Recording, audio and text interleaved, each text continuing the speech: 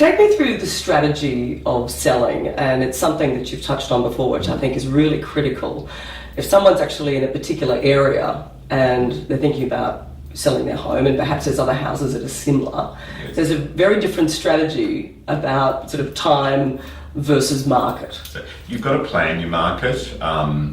Back when we were in Sydney particularly, I used to hold stock back from coming onto the market. So if I had, say, your house for sale in Bronte and there was a house around the corner coming onto the market, I would hold the one off the market around the corner if they weren't in a desperate hurry to sell. Yeah. Get yours sold and then bring theirs on, because then I'm using the leftover buyers from yours to theirs and they're not competing with one another.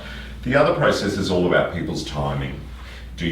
Someone might have purchased another property and they need to be out of that property and they need the funds from that to settle on the other one.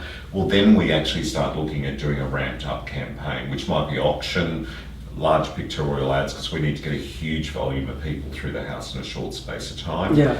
If they're not in a hurry and they're wanting to achieve a price that's maybe a little over the market, well, then we do the slightly slower approach that we actually pop the property on the market and we actually key them up from the beginning that this is going to be a longer process to find that one buyer that wants to pay the premium price for that property. So basically just adjusting their realisation of what's going on and their expectation of whether... Exactly. And some properties are suited to auction and a really sharp campaign in a short period of time. Yeah. And some properties aren't. Yeah. I think we were talking the other day, there's a property coming on in Ascot that's basically land value, but it's got a really cute house on it, but it's only a 2-bedroom house. Now the market would keep going, oh my God, this is only 2 bedrooms, we can't pay this money, but they're not actually buying the house, they're really buying the land. So that's an individual buyer.